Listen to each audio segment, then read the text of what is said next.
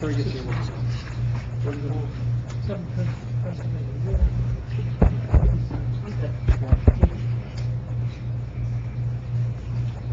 Okay. Everybody ready down here? You guys good? You guys good? Okay. Please stand for a prayer. Pledge allegiance. To the flag of the United States of America and to the republic for which it stands, one nation, under God, indivisible, with liberty and justice for all. Have a moment for 9/11.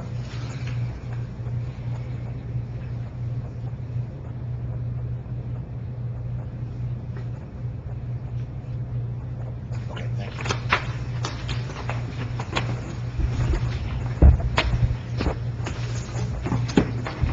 In conformance with the Open Public Meeting Law, Public Law 1975, Chapter 231, adequate notice of this meeting, setting forth the time, date, place, and purpose of this regular meeting through notice posted on the bulletin board in the municipal building, mailed to all who have requested and paid for same, and published in the Suburban Trends. Roll call, please.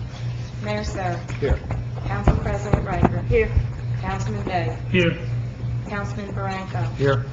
Councilman Delani will be here late. We'll be late. Councilman Giaconetti. Here. Councilman Bennett. Here. With us this evening is our Borough Attorney Joseph Ragno and our Borough Administrator Kevin Boyd. Okay, thank you. I have no presentation, and just the update. I'd like to mention our 9/11 ceremony that we had on Monday. I feel it's a very important event to still have in town, especially for our younger audience in town who might not really know what 9/11 is about. We don't want to forget, that slogan, everybody says it, please don't forget, never forget, but it's really important that we follow that. With that, I'd like to thank some of the groups that helped us put that together. The band, of course, the police department, fire, first aid, Pompton Reformed Church, St. Mary's Church, the Boy Scouts, the Girl Scouts, the Women's Club, the Marine Corps, the Veterans for Foreign Wars, Kristen Corrado, and Jeff Buff for helping us set up the microphones. A lot of people and a lot of time going into setting it up, but it's always a good service, and I appreciate all the residents and children coming out. It's very important, so I thank everybody for that. Okay, let's have a motion to open the meetings for public comments. So moved. Council President Riker, Councilman Giaconetti, all in favor? Aye. Against? Anyone from the public like to address? Mayor, before we begin, I'd like to introduce Jackie Espinosa. Oh, I'm sorry. I'm Jersey Central Power Line. She's our new area representative. Jackie. Thank you, Kevin. Mayor and council, I am taking over for Addie Cologne. Addie had moved on to hopefully greener pastures for her. So I am taking over what's the northern part of our Boonton district, which includes your town. So I already do this position up in Sussex County for our Newton district, so I'm very familiar with what I have to do. I'm your contact person, whatever you guys need. Of course, during storm situations, my role becomes very critical. I do have a list of all the critical facilities in your town. When the storm comes through, I can just hit a button, and then we'll work together and see what we can do. And we did send crews down to Florida to assist with Hurricane Irma, and we just got a report that we're going to send a few more to go down. But we still have a nice complement in the Boonton district to handle things while they're away and helping out those who really are in need. But that's it. If you guys have any outstanding issues for me that maybe were left behind? The first thing I'll say is welcome. Welcome to Thank Pompton Lakes. you. I've been involved a couple of years, and going back maybe 5-7 years, we had some issues with getting Jersey Central down here to help us and do what we needed to do. The last couple of years, I got to say, it's been great. They turned the program around. They're on top of things. They get and help us. If we have a power outage, they're right there, so I'm hoping that continues the way it has been going. They've been good with the tree program and trying to do what we do. We have a pretty active shade tree commission here, and I think they've been working with your group, trying to talk back and forth. All these things help us keep the power on here, and nobody's complaining until the power goes out. Once the power's going out, my phone's ringing. So the longer I keep the power on, the better. So I hope that we continue the good relationship that we have. Certainly. And you bring up trees. There is something that we're focusing on. It's called the emerald ash borer. Yep. And it's an insect that's infecting all the ash trees. And that is a problem. It's something, if you do have a shade tree commission, something that you should be looking at. I think they know about that. I think they're on top of that. All right, that's good. Because from what I understand, especially if they're by the utility lines, we're taking care of those. Great. So we'll be very active. Anybody else have any questions? I do. Jackie, your last name again? Espinoza. Espinosa. And you're replacing who? Addie Cologne. Thank you. You're welcome. Just welcome. I know you're very new to us. Do you by any chance have business cards at this point that we could put You you know, in I'm our... down to 2. I was very busy today. I mean, I would like one. Is one of the mayor or... Because I will definitely be calling you for college loan.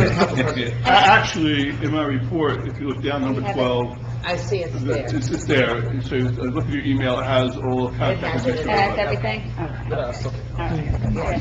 Cell phone is the best, because I'm not always in my office. I'm hardly ever in my office. So, please, you can always use the cell phone. Thank you. Thank you. Okay, thanks a lot. Anyone else from the public?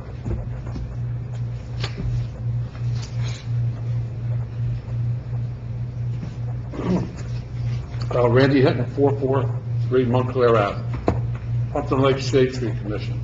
If I could have that other business card, I'd appreciate it. Thank you. No, I just wanted to bring up, on Willard Avenue, gas company. Are they getting to that little dip in the road? Have you heard That's anything? the county. It's not really my responsibility any longer. It's the county right away. The county said they talked to the gas company to take care of it. If you have any more questions, talk to the county engineering division. And I did talk to Tilcon, who was talking to them. So they are aware of it. They did bring the county out. I know I happened to be there when the county was out looking at it. But like Kevin was saying, it's the county's responsibility to fix it, so. Okay, so they're working with the gas companies? Yeah, Okay, thank you very much. that's it. Okay, thank you. Anyone else from the public? Seeing no one, can I have a motion to close the public session. Second. Councilman Bronco, Councilman Bay. All in favor? Aye. Against? Approval of minutes. Motion to approve the following minutes. Closed session meeting minutes of August 16th, 2017. Bronco excused.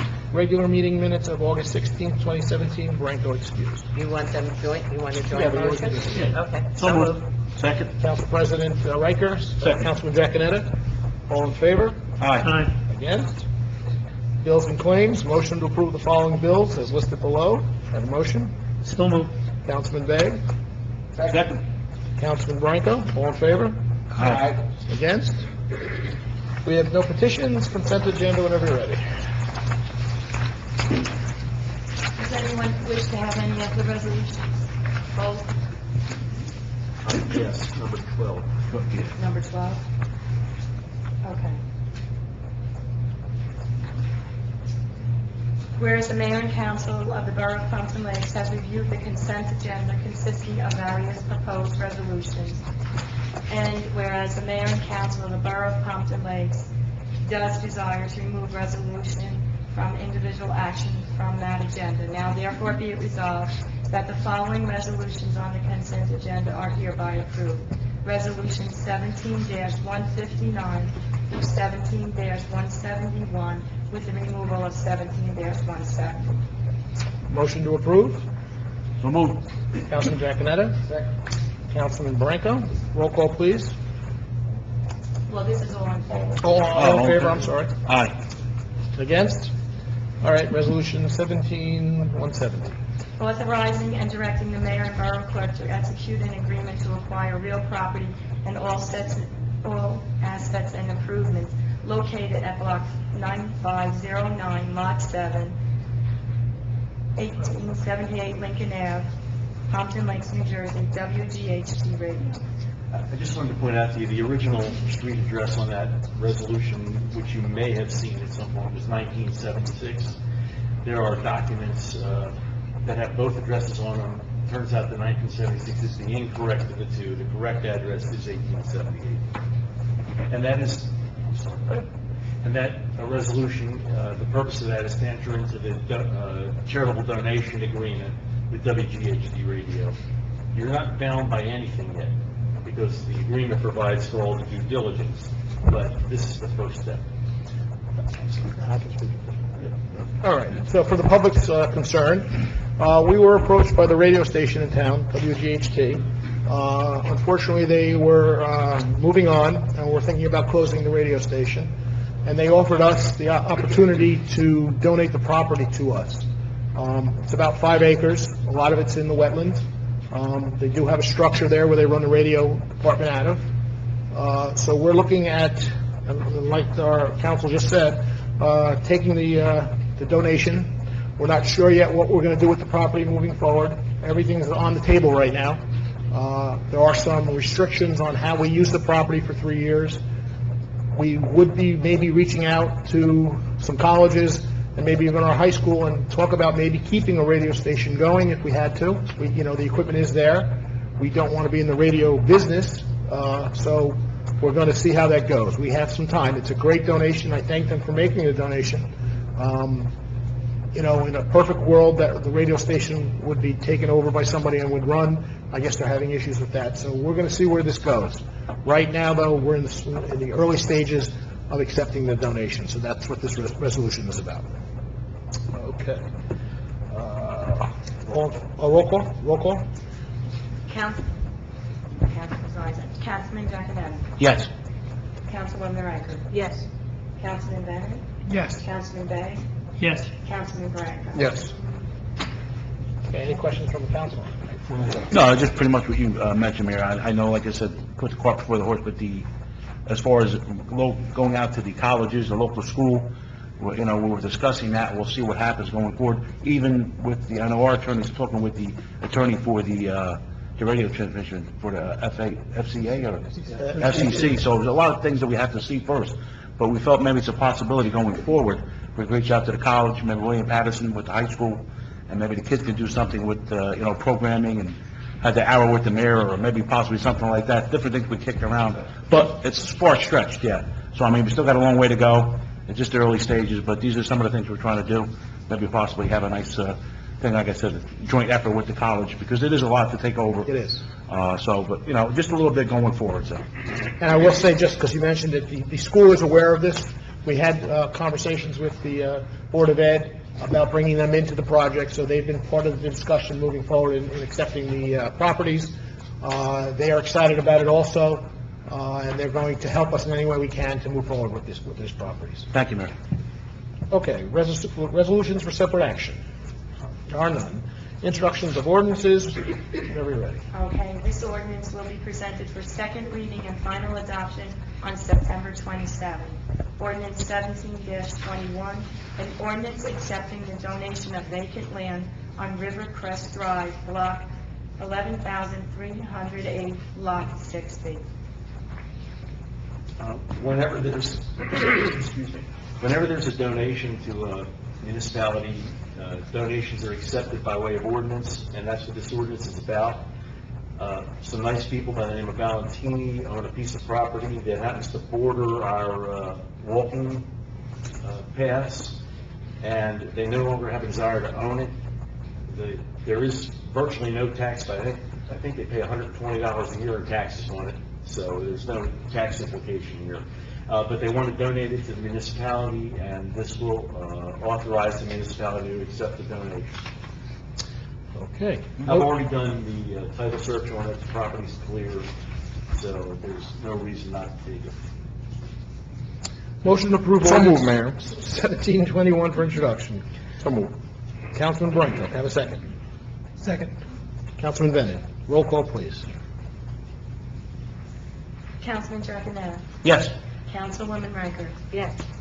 Councilman Bennett. Yes. Councilman Bay. Yes. Councilman Branco. Yes. Ordinance 17-22, an ordinance amending Chapter 16 of the Borough Administrative Code, flood damage prevention. Was this on last meeting? No. This has never been on before. I just thought I had a... No, this was on the discussion, that was it. Oh, okay. We talked about it, right? All right, the purpose of this ordinance, excuse me, is to establish, for the benefit of the construction department, who is pretty much involved with flood damage prevention and flood damage improvements in the municipality, is to establish for them a guideline so that they can make certain determinations. There are regulations that FEMA requires when you have repetitive flood loss properties, and whenever the reconstruction or the repair or anything of that nature occurs on repetitive flood properties, there has to be a limit as to the amount of repair that can be done or improvement can be done, and it's 50%.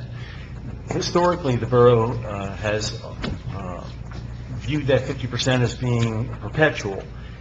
The primary purpose of this change in the ordinance is to make it a 10-year window so that people don't get stuck in a position where they can never do anything else to their house.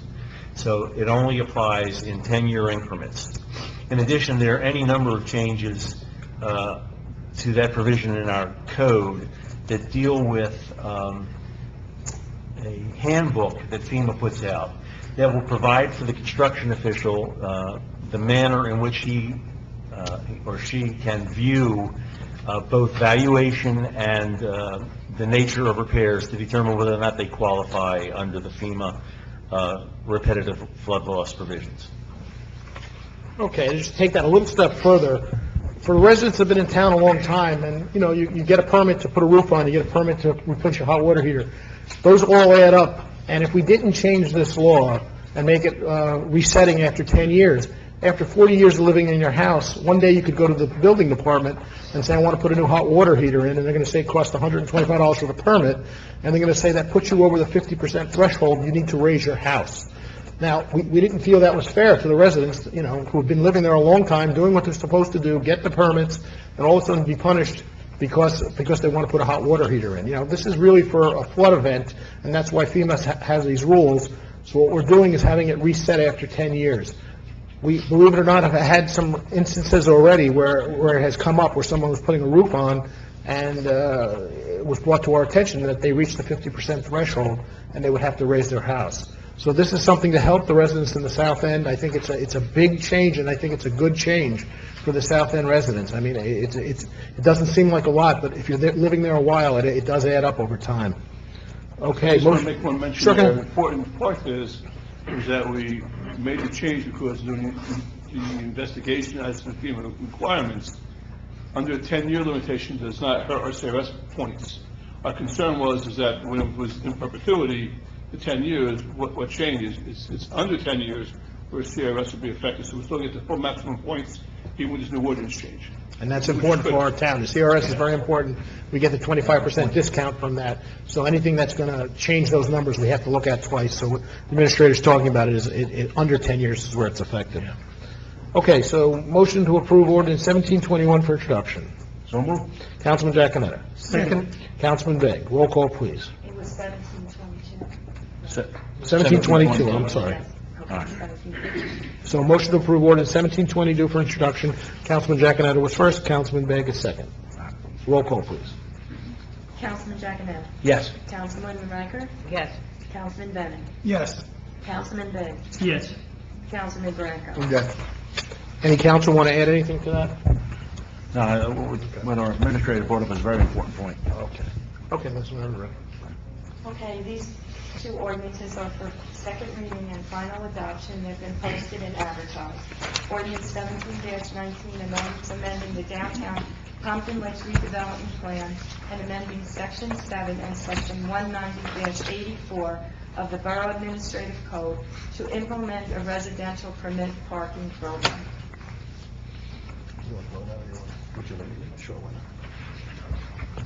The purpose of this ordinance, which is already passed on first reading, is to amend the redevelopment area on Lakeside Avenue between Colfax and Babcock Place on the northerly and easterly side to provide for permit parking. The real purpose of this is to change the manner in which redevelopment can occur in that area so that redevelopment can in fact occur. Because without this change, it would be impossible to get appropriate parking for the redevelopment projects that are planned. So once this ordinance is adopted tonight, it will allow the first of the redevelopment plans that will go forward. It will allow the Lakeside Commons redevelopment plan to go before the planning board for site plan approval. And just to follow up with that, parking is the biggest component of redevelopment. You know, you have to have enough parking if you're going to do redevelopment. So this is a way we're going to address the parking. It is a shared service agreement like most towns have nowadays. When people are out working, you can park there. When people are home at night from work, You can't park there, you need a permit to park there. This is go to the pothole. This is just for the pond hole right now, that's correct.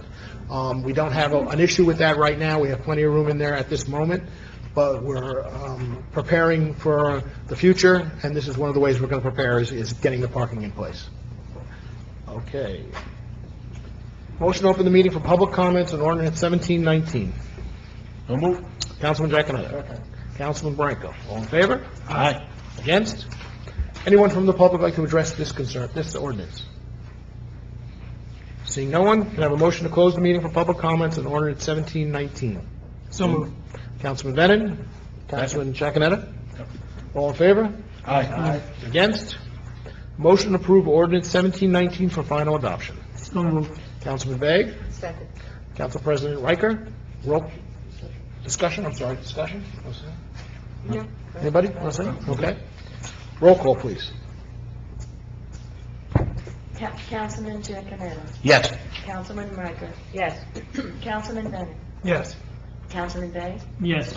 Councilman Branco. Yes. Ordinance 17-20. An ordinance authorizing tax exemption and payment in lieu of taxes in connection with the redevelopment plan for part of Block 6300, Lot 33, and adopting and authorizing the execution of a financial agreement for payment in lieu of taxes with Plum Law Partners Urban Renewal, LLC, in accordance with NJSA 4821. In order for a financial agreement to be executed and a pilot to be instituted, a pilot being a payment in lieu of taxes on a redevelopment property, an ordinance has to be adopted. This ordinance has already gone through review by the Redevelopment Association. The site plan has already been approved for this particular property, and this is the property of Plum Law Partners Urban Redevelopment. It is the second phase of their redevelopment. The first phase was actually approved over a year and a half ago, I believe. So this ordinance will permit the mayor and the clerk to execute the financial agreement, which has been agreed to, so that a pilot can come into existence and the additional units can be built by Plum Law. So this is what we're looking for when we do a redevelopment project. It's the actual pilot. This is where the town makes the money that we're looking for to help us stabilize our taxes. It's this agreement with the developers that's usually set over 30 or so years that we get more money than we normally would collect on the property in just normal taxes. That's why a pilot is so important. It brings in the extra income to the town that stays with the town. It doesn't go to the county. The schools are always made whole before their budgets are set, so 95% of the tax dollar stays with us here. It's the reason we're doing the redevelopment. Mayor, got a question. How many units were we talking about again? I was trying to look at the thing. This Eight is was in this project, right? This is Okay. a small project. Yeah, small project, but 8 additional units. Right. So this is, he's already put in for 8, so this is another This is 8. the other So he'll have a eight, total of 16 now. 16. So far 16, yeah. His original project was our first pilot as a council. Right, okay. And Plum Law stands for, because the two partners, one is a plumber, one is a lawyer, so that's Okay, the right. the name. All right, thank you. Okay, motion to open the meeting for public comments on ordinance 17-20. So moved. Councilman Giaconetti. Second. Councilman Bennett. All in favor? Aye. Against? Anyone from the public like to address just this ordinance? Please step up. Just this ordinance. Motion to close the meeting for public comments on ordinance 17-20. So moved. Councilman Bennett. Second. Councilman Giaconetti. All in favor? Aye. Against? Motion to approve ordinance 17-20 for final adoption. So moved. Council President Riker, second Councilman Begg. Roll call. Councilman Giaconetti. Yes. I'm sorry, Councilman Deline was your name. I'm sorry. Councilman Deline. Yes. Okay. Councilman Giaconetti. Yes. Councilwoman Riker. Yes. Councilman Bennett. Yes. Councilman Bay. Yes. Councilman Branco. Yes. Any discussion on that ordinance? I think we had a little bit of it. Okay, good. Okay, under my report. Like I mentioned before, we had a wonderful 9/11 ceremony. Again, very important, I think, to continue that going forward, to make sure everyone doesn't forget. Pompton Day. Started off a little rocky. I'm not going to lie, there was a lot of people very nervous about Pompton Day. At the end, the weather came out, the vendors came out, we did lose a couple vendors. A couple vendors decided they weren't going to come, but for the most part, the vendors were happy. They tell me they made what they needed to do. Just so everybody understands, because there was a lot of comments to me and other places about Pompton Day. Deciding to cancel an event that large is not an easy task. We have to decide by 6 o'clock in the morning. Vendors are set to go to other places on our rain date, so we would lose a lot of the vendors. Our fireworks are set to go off unless there's rain that cancels the fireworks. We knew at night there wouldn't be no rain, so we knew the fireworks would be going off. So it was a hard decision by the committee, and I think they made the right decision in doing what they had to do. People ask, why do we have a rain date? The reason we have a rain date is, if by noon it's pouring and it's going to rain till 5 o'clock in the afternoon, we're going to cancel the event. But if it's going to rain in the morning till 12 o'clock or 12:30, and then the sun's going to come out, we're going to have that event. Is it going to be a perfect situation for everybody? No. Okay, some people are going to be upset, some people are going to be happy that we have the event. It's the first problem we've had with rain with Pompton Day in the last 15 years, so I think our record is going pretty good with that. All in all, a great event. A lot of people had a great time there. I thought the firework display was excellent. I have to thank the Recreation Board and Karen Murphy, who puts a lot of time and energy to put this on throughout the year. Mark Pordalis, Mike Chacatano. The whole group spends the year putting that together. I think a total of 165 vendors showed up. We had most of our events went off with not a problem. We had the 5K run in the morning in the rain. We had the same number of runners we've always had from year to year, so I give them credit. The event went like it was supposed to go. Some people came to me and said, we appreciate the weather not being so hot when we walked around, so that was a good thing. At the end of the day, I would like to thank the Elks Lodge also. They opened up their property for the first time, so we could sit on the lawn if you wanted to, and going forward next year, we will be doing that. You could sit on the lawn and watch the fireworks from there, and they opened up their serving area there where they had food and drink inside if you wanted. So I think all in all, it was a great event. I again give my credit to the Pompton Day Committee for doing what they had to do. Some other news that's very important and important to the department here. We all know the loss of Sergeant Camper, one of our officers. Last night, I had the opportunity, along with ex-mayor Katie Cole, to go down to the Freeholder Board and thank them for speedily changing the name of the Lakeside Bridge to the Sergeant Peter Camper Bridge. There'll be a plaque going on that bridge shortly with the ceremony. The officers and I got together, went over to the freeholders and spoke to them. They were very receptive of the idea. They pushed it through very quickly, and we went down there personally to thank them for doing that. So they did rename the bridge the Sergeant Peter Camper Bridge, and then we will be having a dedicating service when that is put together. I performed 2 weddings. I had a meeting about redevelopment. We have some other parties interested in, again, coming into town and talking with us. Again, I always have to go back to redevelopment. Redevelopment is not a set-in-stone kind of process. It's a changing flow kind of process. One day somebody's in, one day somebody's out. At the end of the day, we're trying to put the best pieces together to make everything work. We just announced today one of our second projects that's official now. We have 2, is it 2? Two projects. Well, we have Lakeside Commons, we have Plum Walk, so we already have those 2, so you're announcing something else. Right, so, well, it was announced at the last redevelopment agency meeting. Everybody calls it the hardware store project, was announced at the redevelopment agency. They came up with a nice plan. It looks very nice. Everybody will be happy to hear the Cardinal Cafe stays and they build around them. I know that was a big concern to everybody. I think it's 42 units that they'll be doing there with their own parking on site. I think they'll be refacing the whole building from the hardware store down, and then, of course, rebuilding. There should be little effect to the town residents as they're building this. Maybe an hour or 2, they have to close down the road to do some work, but you'll be able to walk on the sidewalks. All in all, another good project that'll be coming into town. Needed rentals. I get daily calls from families looking to rent in Pompton Lakes. There's not a lot of rentals for families in town, or for that matter, for singles. So it's a market that we do need, and I think the 2 projects that we have going in are good projects. And again, at the end of the day, the money's coming back to the taxpayers here to help stabilize our taxes. So this is why we started this process. It's been a long process in moving it forward, but I think we're moving in the right direction. Then I'd like to bring up Eric, and I guess Eck and Paige, if you want to come up, and we'll talk about the check a little bit. You want to do that? You ready to do that? Do you want to do that? It's up to you. Are we standing up and going? Yes, Go down. yeah. Go get the check. It's your photo op. I don't get a big check very often.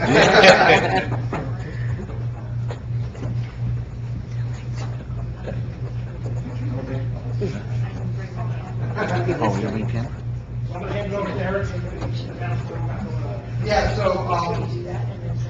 yesterday, we earlier this year, we applied for a community garden grant, through Civic Green, which is a nonprofit organization in Clifton. They have, go in the middle. They have a series of grants to help communities get community gardens started. The first one, the main one being $2,500 to get it started. Borough of Pompton Lakes applied, with huge assistance from Pedro Dono, who is going to be doing the community garden as part of her Girl Scout Silver Award project, Gold Award project, even bigger. So yesterday, we got notified. Yesterday was the ceremony. It's not a huge amount, but it is a very large check. That's one of the reasons. So, unfortunately, I couldn't be there. Councilman Ben was able to attend with Paige and the mayor, to receive this thing. So this is really, I hate to say this, we put a lot of work in already to get this to this point. We've got a lot more work to go, to actually, we're gonna continue to fundraise. We've got more planning to do. I know, there's a lot of people that have expressed interest in being involved in the planning committee, and we're really excited over the next year to really get going, get some shovels in the ground, get something built, and really have something really positive for the community. Again, we're looking probably towards, planning through this year, the rest of this year, the winter, and then really getting going in terms of physical improvements in the spring, hoping sometime late spring, early summer. So I just want to add that, so people who don't know what the gardens are, you should explain what. Yeah, so I mean, it's a way for the community to come together, grow some healthy foods. Everybody, people can sign up for different plots, so they can grow their own garden vegetables. Because of the grant that we're receiving, I think most of it has to be garden vegetables. It can't necessarily be a flower garden. But it enables them to kind of come together, find a common area, grow some garden vegetables. We're toying with the different things that a certain percentage of the yield goes towards a nonprofit organization, food pantry in Patterson, QMAP, I believe it's called. So we're looking at that as sort of the cost of having a plot. So we're really looking to, benefit not just our community, but the region as a whole, which we think is a good thing. An opportunity to do some programming, such as, eating healthy, cooking healthy. We're looking to kind of create that space within there. And again, it's just another way for the community to come together in a positive area. And so, but we got to get it together. So that's the big task. All right, and I think Councilman DeWine, for that, Councilman, Paige, thank you for putting the time into this. Thank you. So we get the photo on. Yeah.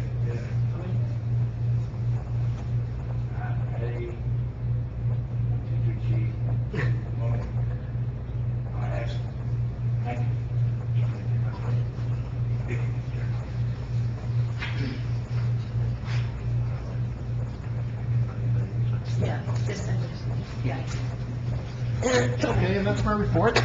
Council President Riker. I just want to follow up a few things from the mayor's report. I'll start with the big check. I just wanted to share with you folks that I had gotten an announcement that the temple in Wayne also received a check just like this. They have a new community garden. It's up and running, and in addition to this type of check, there were several other grants that they got.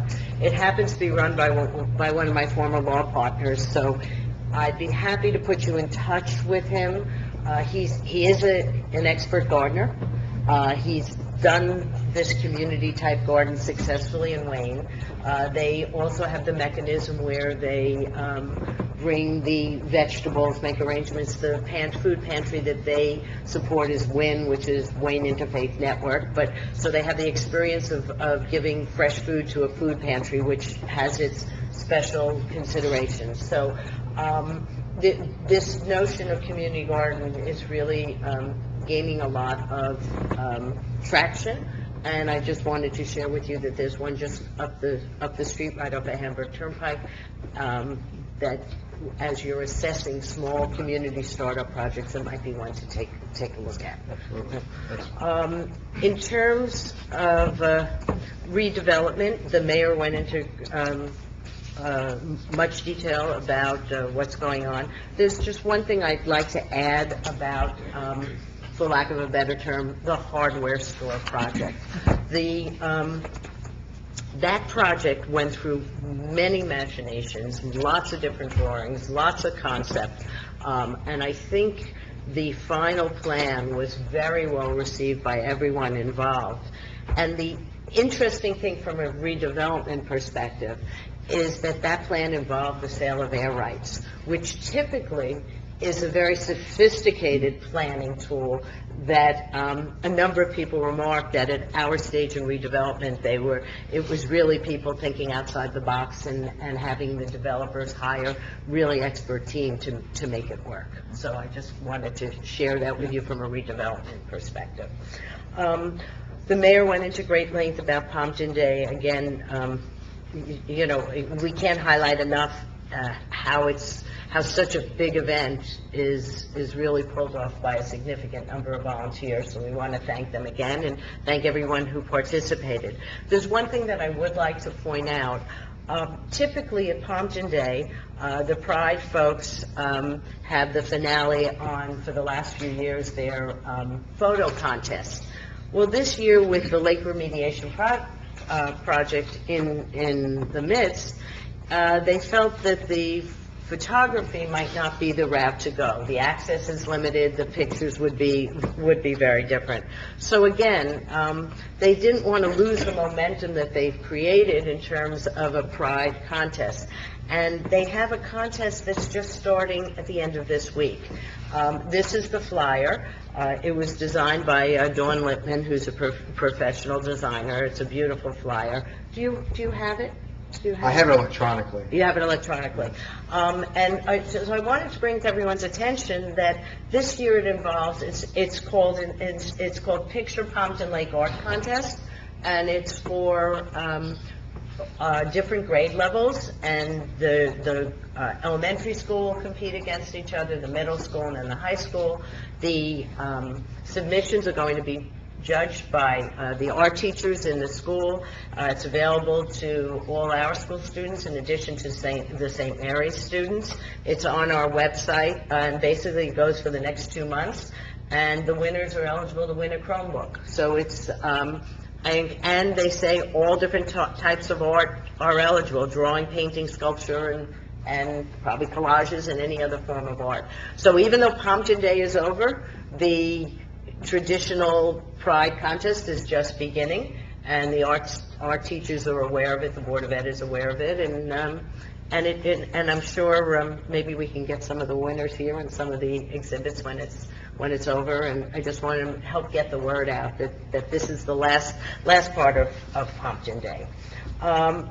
Board of Ed, the school is back in session, as everyone knows. Board of Ed traditionally invites the mayor and council to their welcome back breakfast. It was very high-spirited. A number of us here on the dais attended that. And again, those kind of functions continue to reinforce the fact that the mayor and council are working so collaboratively with our current school board and superintendent. So that was they welcomed us warmly. As a matter of fact, they made us sit in the front row when we tried to sort of sneak in the back. At the Board of Ed meetings, I'll mention a couple of things, and I think Councilman Baig will add some others. The mayor mentioned how moving our 9/11 ceremony was, but it really struck us that all the children participating, the Boy Scouts, the Girl Scouts, most of the kids in the band, weren't even born when 9/11 happened. So it really struck us to what extent how important it was to make sure we never forget. And at the school board meeting, one of the things I asked them is, so what are you doing in the classroom, in addition to, because we have beautiful participation from the Scouts and the band, but what is the general school population and receiving? And I was very pleased to hear that in the middle school, they had a special speaker come in on Friday before 9/11.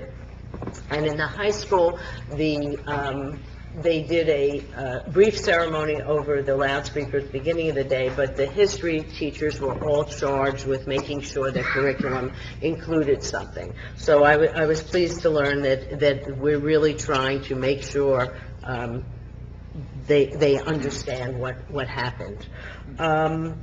The back-to-school nights are beginning. As a matter of fact, you were a participant in one this evening, and they're going to be continuing for the next week at the various schools.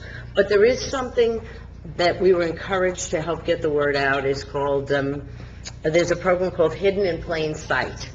And they have an expert who's setting up a classic teenage room, and they are doing it the hour before back-to-school night starts for middle school and high school.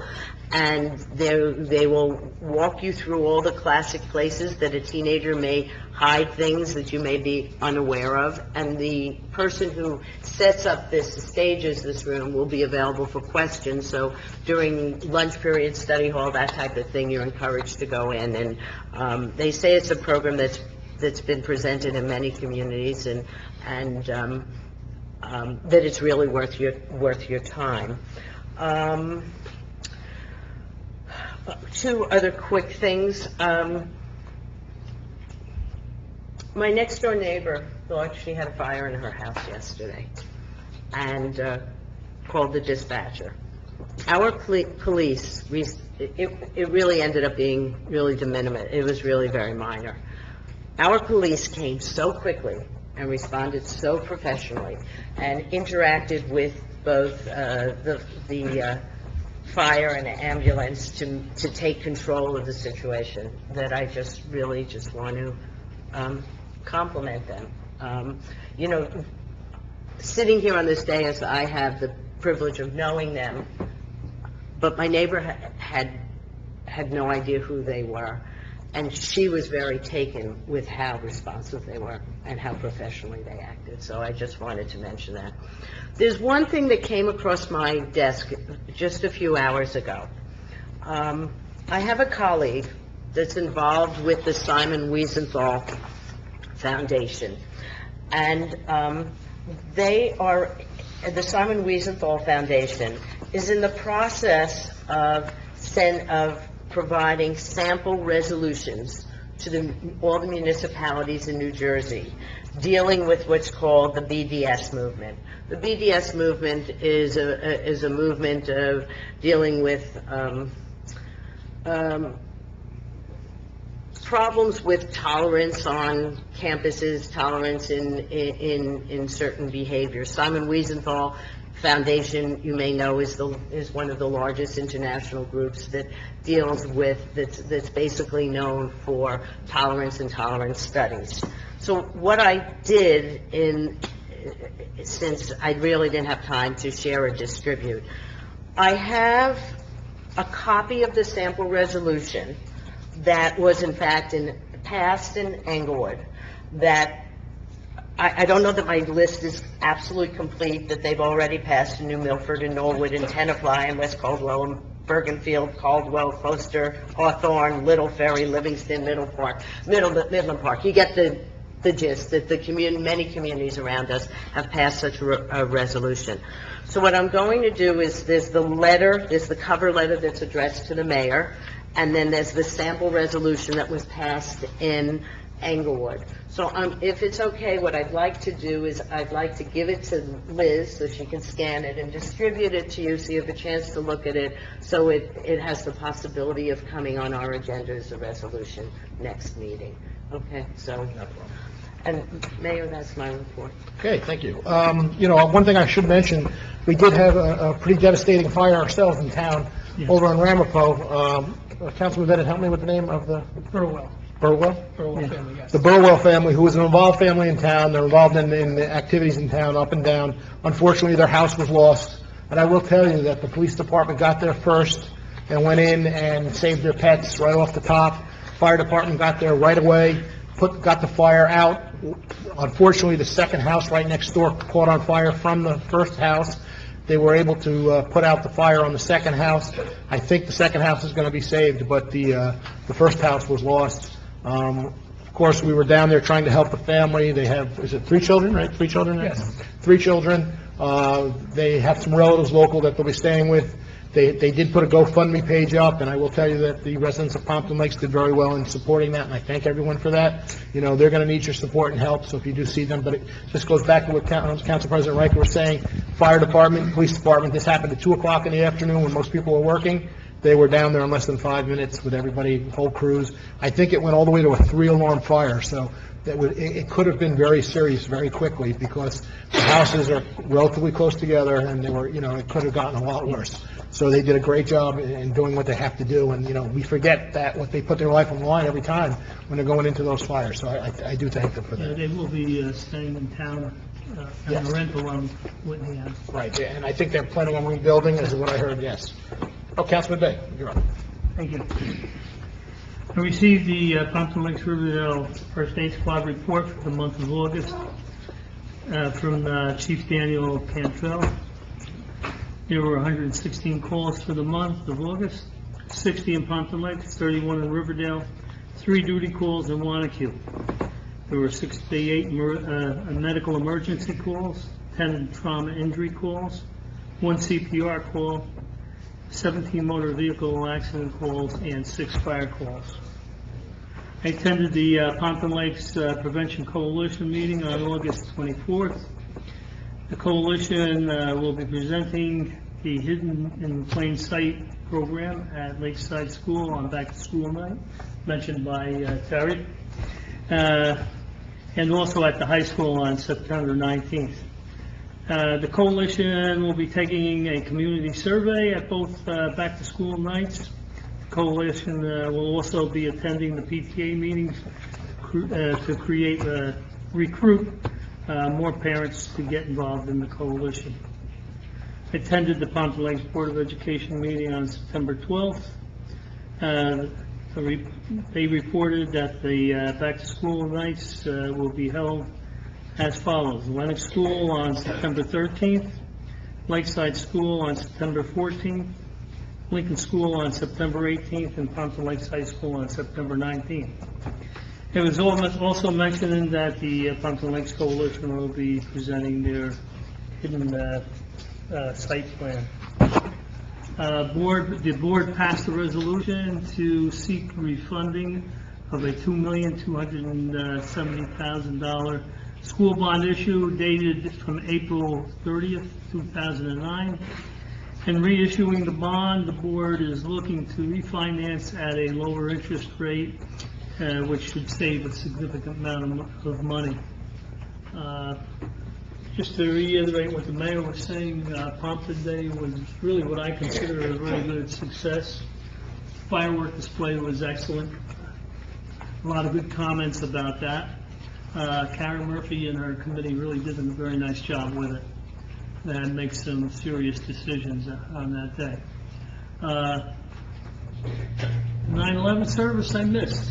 I'm glad it turned out so nicely, but we were on our way up here with the duty crew from the first aid squad, and we ended up with a call. I'm glad it all went so well. And that's my report. Thank you. Just to follow up on the Pompton Day, the one thing I did tell all the vendors while they were there, you know, they were a little nervous when it was raining in the morning, and I said, the one thing I can tell you is the Pompton Lakes residents will show up to the event. They don't worry about the rain. They don't worry about it's cold or wet. I can't tell you what other towns are going to do. I said, but I know the Pompton Lakes residents will show up. And by 11:30, those are the first people that were walking around in there. It was a little drizzly, a little wet, with all the residents all sitting down talking like they're having a big block party. And that's what Pompton Lakes is about at the end of the day. Councilman Brandt. Thank you, Mayor. And as you know, Mayor, I called you early on Pompton Day to ask you what we were doing, and I have to commend you on your leadership for saying, no, we're gonna go ahead with that, because I remember when I woke up and I saw the rain, it didn't look good, and your decision was the right one. We'll thank Karen Murphy and the Recreation Committee. They always do a great job, selfless people who truly love this town, and they do a beautiful job every year. I'm very proud of that event. For those, I think I can speak for everybody in this room when I say that I will never forget September 11th, as long as I live. It was a wonderful event. I mean, the front of the municipal chambers was absolutely packed with people. It was especially special for me because I had my little 7-year-old Cub Scout taking his hat off and covering his heart when they played the national anthem, and we had Arif Stella's daughter sing the national anthem for us. Was very moving, and to see my son holding his hat over his hand with the Marines and the police and the fire department was an honor for me. And it is a wonderful honor for Sergeant Camper and his family, Mayor, that we decided to name that bridge after Sergeant Peter Camper. He'll be sorely missed. So my report is short. As you guys know, August is not a very active month for government affairs. So on August 21st, I attended the MUA meeting.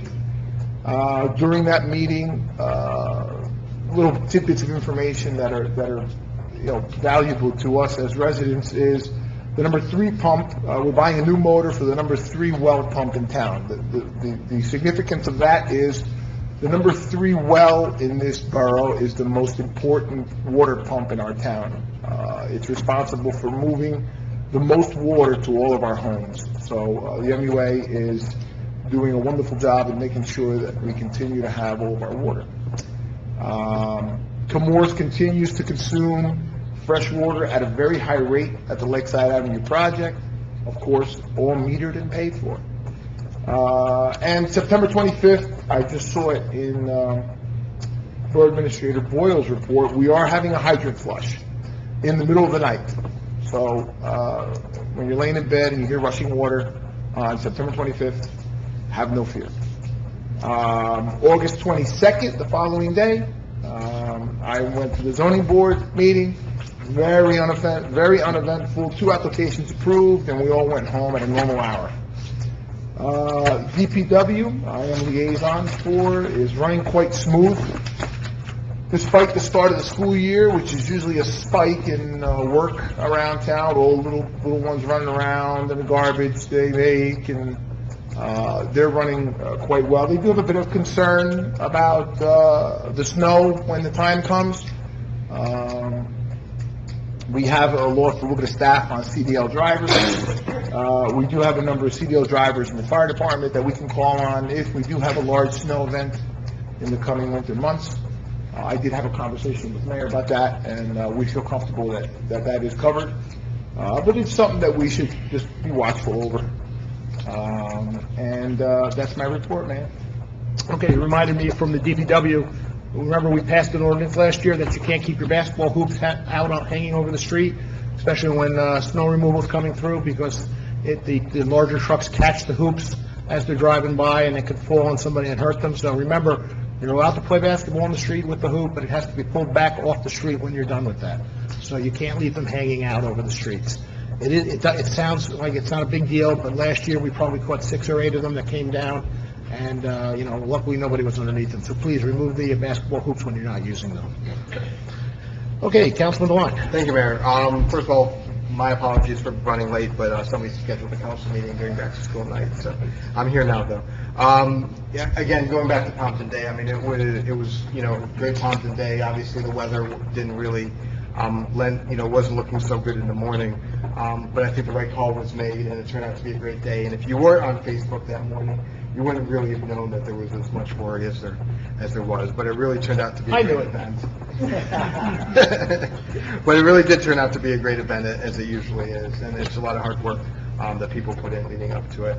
On August 24th, there was a presentation by Nick Agnoli from Agnoli Engineering. At this presentation, he discussed the elevation certificates, the FEMA letter response, and, just some of the implications regarding the preliminary maps. This presentation was actually recorded. I want to thank Liz for coming in after hours to make sure that it was recorded, because even though we did have a good turnout, there certainly were as many residents that could be potentially impacted by these changes. So as a result, we do have it on the municipal website for anyone to view. It's an hour long. It can be viewed through the meeting agendas and videos link, and it actually takes you to the borough's YouTube channel. So you can click on that link on the meetings agendas or the YouTube graphic link on the front page, and you'll be able to watch the video. And actually, several other council meetings are now on our YouTube channel as well. That was pretty much it. I mean, it was a long meeting, and started off with that. But that was a good information that Nick Agnoli put out. He did have a PowerPoint presentation, and we are in the process of acquiring that. And once we do, we'll also put that on the website just for viewing, so it's always available at that point. Last Thursday, the Tech Committee met to discuss multimedia improvements for the council chambers. We've gotten one cost estimate acquired by Councilman Brennan. I think it was a little bit more than we expected. I think they went for the Cadillac plan, and we don't really necessarily need that. So the committee is going to meet again next month, discuss a specific setup that really suits our needs, and I think is an appropriate budget for us, and see what we could possibly do internally and what we might need a vendor to do as well. In general, we'll be meeting next month to discuss a plan for initiatives in 2018 as well. So what you're looking at, so the public knows, is putting up some monitors where we have plans, the public could see what we're talking about. Correct. I mean, and the other thing it's going to be able to do is some of these, where we record meetings now, we'll be able to do that. The same thing, we'll have that interactive ability. So if we have somebody coming in from Agnoli Engineering, we don't necessarily have to have it recorded, the way that we do now too. We'll just have that ability to have It's that. going to be projection, right? The screen? Well, it's going to be like large screen monitors. Okay, on large screen either monitor, side. okay. Yeah. I mean, that's the plan. I mean, we'll see what setup works best for everyone. And cost. And cost. And cost, Exactly. yes. Last night, the Stormwater Management Committee met. There was quite a bit of things going on. Passaic County is doing a green infrastructure plan for the entire county. They're looking at improvements primarily in, obviously areas that have been affected by flooding, but also on main county thoroughfares. So what they're developing is some strategies and model ordinances for communities to adopt for best practices, encouraging green infrastructure. And for those that aren't familiar as much with green infrastructure, it's really taking the idea where our storm sewers are sort of considered gray infrastructure. Green infrastructure would be sort of natural solutions to retaining the water and then slowly discharging it back into the rivers. So where in times that our storm sewer system would be overwhelmed by heavy rainfall or something like that, it becomes another mechanism to help mitigate the effects of flooding in our community. So, the county's, Lauren Brennan actually went to that meeting that the county did, I think it was yesterday morning actually, and she came away very impressed, and they seem to be making good progress. Along those lines, we are having a rain garden workshop, which is an example of green infrastructure, coming up on Saturday, September 23rd at 9:30 in the morning. Participants will receive free technical assistance on how to build a rain garden, what plants to use, and actually they're going to get a layout plan. So it kind of demystifies the idea of doing a rain garden by really giving people all the tools to plan and really have that designed for them. That way they don't have to try and figure out, well, this is something I would like to do. What do I need? How do I lay it out properly? All those things are being done. And with, again, free technical assistance by professional landscape architects. The flyers are available on the website, on the front page of the website, and you can also email pomptonlakesfloodboard@gmail.com for more information. So again, it's just another opportunity for us to do some things that help mitigate, and even private residents to mitigate the impacts of flooding. And then the county is going to be using an intern to develop an impervious surface analysis for Pompton Lakes to identify areas that are where there are large amounts of impervious surface, that we can reduce, stormwater runoff, and again, the ability to retain more stormwater on site and then slowly discharge it back into the aquifer and our waterways.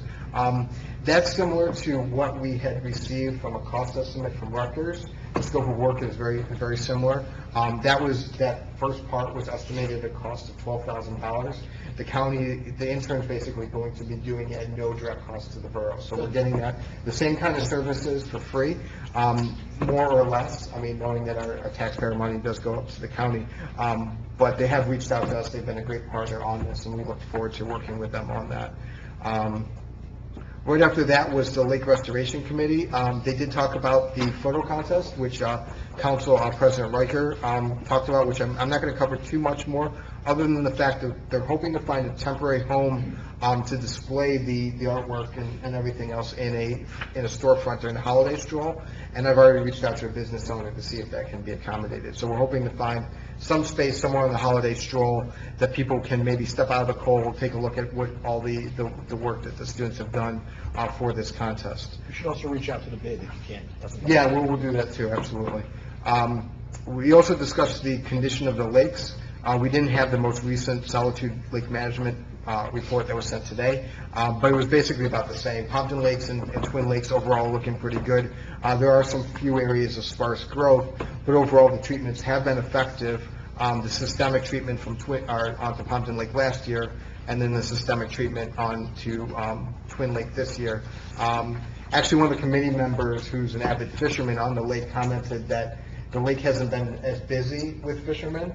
We originally thought maybe it was partially because of, obviously, the Delta cleanup, but he also said because of the lack of growth on the lake, there's not as many places for basically the fishermen to kind of know where the fish are kind of laying about and everything like that. So it's made it a little bit more of a challenge for them fishing, and they haven't gone to our lake as much this summer. There was a homeowner that came, a new homeowner on Summit Avenue. They expressed concern about the accumulation of sediment and plants on the lake at their property because of the turbidity curtains down at what's known as the island cleanup area. I reached out to Perry Katz from the EPA, and he quickly responded. These turbidity curtains, even though the island area isn't necessarily considered, like, they're not doing any more dredging there, but they do have to remain because they have to wait until the ecological layer is put down, which is about 6 inches of sediment, be put down to sort of encourage biological growth in that area, and that's supposed to happen at the end of this year. So if you're wondering what's still going down at the island area near the bottom of the lake, not necessarily anything except for that what needs to happen later on this year. I was going to talk about the community garden grant during my report, but we already did that. I got to make my large check joke. The last thing I wanted to cover was the September 11th ceremony. Obviously, everybody kind of knows I'm a veteran, and I was there on September 11th. And the reason why this is almost special is because it wasn't special. It's 16 years. There's nothing really significant about the idea of a 16th year anniversary. But the idea that we should never forget, and the way the community came out that night kind of reflects that thought pattern. So I wanted to thank everybody that was part of that. It means a lot still.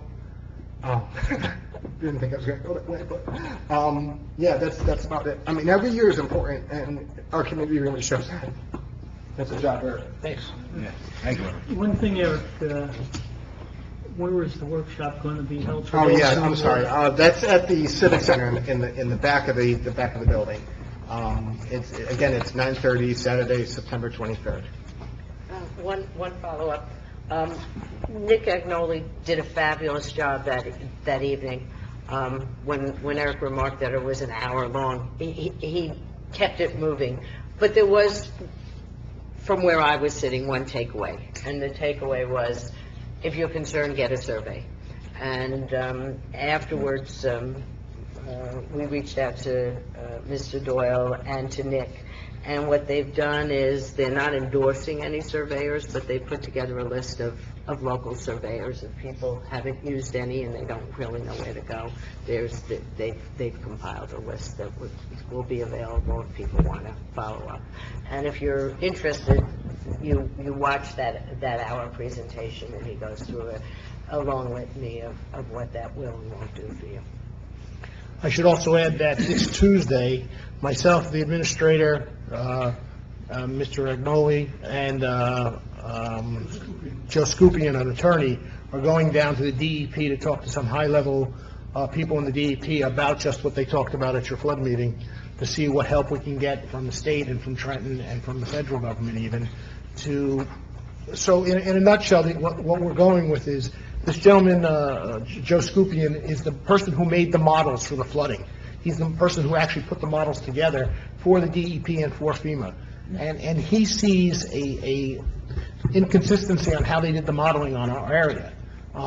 If we can make the DEP understand that there's maybe a mistake being made here, that flood map might change again. Now, look, it's a big hope, because we know that if they change it here, they're not just going to change it here in Pompton Lakes.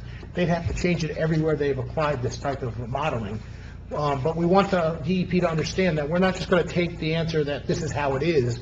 We're changing the flood map. The problem is, we have people going into a floodway that had never even needed flood insurance before. They were never in a flood zone or a floodway. Now all of a sudden they're in the middle of a floodway, which is the highest level of flooding, because this map is changing. And that involves some permitting issues also, when you have to do some work on your property. So we're going down to the DEP to address that and see if we can work out some solutions for Pompton Lakes. I will tell you that the other towns surrounding us that are involved with this think it's such a good idea, they wanted to join us on this trip down there as a group. And we've decided that we'd like to represent Pompton Lakes by itself at first. Let us be the voice and see what we can get for us. And then we will definitely go down with the other mayors and council, whoever want to go down and support their ability to do what they got to do. But we want to be the one that at least gets down there first. So we'll be doing that Tuesday, and we'll have more to report on when we get back after that meeting. Yeah. Thank you, Mayor. Okay, Councilman Giaconetti. Thank you, Mayor. Again, just want to echo Pompton Day and the 9/11 ceremony. Thank you to all Liz, everybody that puts it on, all the volunteers, Karen Murphy, everybody. Thank you to everybody that showed up, even though the day, how it was, but again, it was a huge success, so thank you to everybody. I attended the State Street Commission meeting. They had a total of 51 hours of volunteer service just in the last month alone. So the whole board, 51 hours. Also, the mayor happened to stop by. That evening was the night of the... Stop by. I came to... 9/11, actually came to the meeting, and we did discuss going forward the grant for $30,000, planting of the trees. I know we discussed, the mayor was talking about some of the spots in the parks going forward, and then when you left, Mayor, we discussed even more, the board and myself, and, so it's going to be a good project going forward, and we have a lot of good input, and I think they're going to do a great job. Again, thank you for stopping by. The other thing I had lastly was the Board of Health, which also the mayor popped into that. I popped in, huh? Yeah, you were there. We had an introduction that night of the ordinance. I'm going to bring it over to Joe Ragno. We had ordinance 1701 and 1702 that actually it was approved for first reading at the Board of Health. I just wanted Joe to explain it to everybody and to the public here to understand a little bit what was going on. I'll turn it over to Joe. Thank you. The Board of Health is responsible for adopting its own ordinances, which may seem a little strange to those of you who are sitting up here or even to the public, but they do adopt their own ordinances. And there's a portion of your administrative code at the very end of it called the Board of Health ordinances, or the Board of Health code. It had been some time since anybody had looked at the Board of Health code or the Board of Health ordinances. And what happened this year was the borough readopted its administrative code, which made the Board of Health code go away. So technically, we've been working on the old code. So Board of Health Code Ordinance 17-01 is the readoption of the Board of Health Code for the Borough of Pompton Lakes exactly as it exists today. 1702 is an amending ordinance. I spent a fairly considerable amount of time going through the Board of Health Code ordinances and comparing it to the to the Borough Code, and there were many inconsistencies and some difficulties. So I also requested Marion Orapello, who is your health officer, to go through the entire process, which she also did. Together we put together a substantial number of code changes that need to be adopted by the Board of Health to bring your Board of Health code into consistency with state statutes and with the Borough Administrative Code. So Board of Health Code, Ordinance 1702 is a series of changes which will be for that purpose. So both were approved on first reading and will come up for second reading on October 23rd. I'm quite confident that 1701 will be adopted. I'm not so sure about 1702 yet because the Board of Health members need to go through that to make sure they understand and agree with the changes that Mary Ann and I have recommended. And that doesn't come to this council at all, right? No, this body has nothing to do with it. It's the Board of Health that adopts its own ordinances. Like, for instance, I'll use an example, 1702, a perfect example, like outdoor eateries, almost like how the Thatcher McGee has it on the side, where you can go out. There's some of the things that they're discussing, to bring it up in today's terms. And Mary Ann, she works down in Wayne, trying to incorporate a lot of those laws that they have there that she thought were beneficial to hear. So the Board of Health just wants to go over those different aspects, so this way we can all agree upon, meaning the Board of Health can agree upon which direction they want to go. So there's questions and answers. They're going to be emailing Joe back and forth and Mary Ann.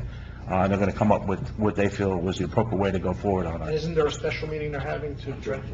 It's October 23rd, yeah. October 23rd, it's a Monday at 6:30. All right, and that's pretty much just to go over both those ordinances. So for the Those public. meetings are open to the public. Yeah, they're open to the public, so if you wanted to come, again, it's Monday, October 23rd, 6:30. All right, and what's that? And it's been advertised, but just so we know. Here, Morris. Yeah, and it's just to discuss those two ordinances. Pretty much the first one, like I said, just administrative, but at least the second one, if you want some input on how certain things they want to go forward, and at least you can be on the discussion. All right, thank you, man, that's all I have. All right, going back to Shade Tree that I stopped in on, Yeah. they did come up with an idea that, one of the issues the Shade Tree is having is they put in trees, but we don't have any mechanism to water the plants in the hotter months.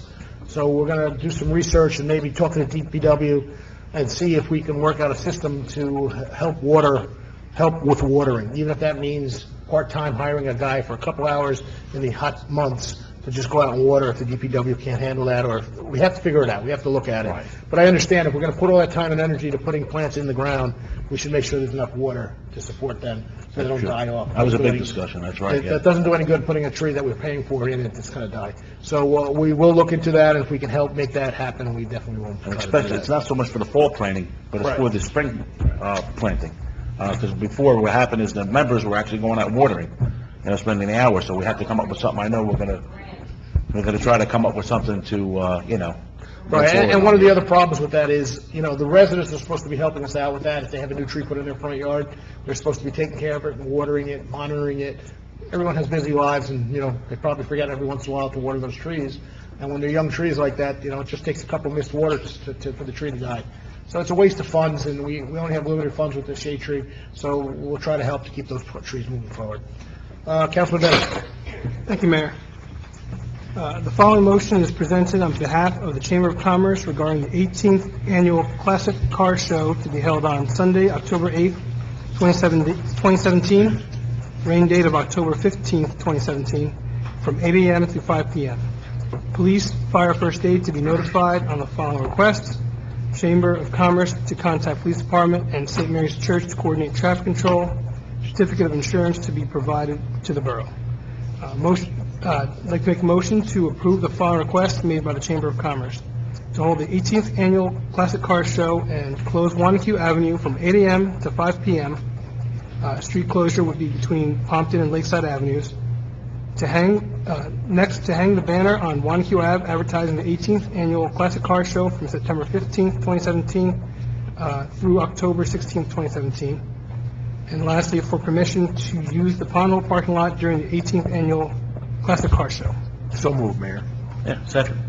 Okay, just for future notice, we should talk to them. We just passed an ordinance about parking in the pond hole.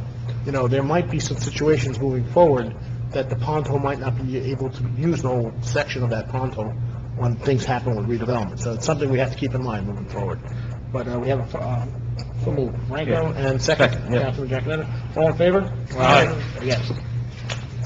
Okay, so for my report, so after the last council meeting, there was a solar eclipse.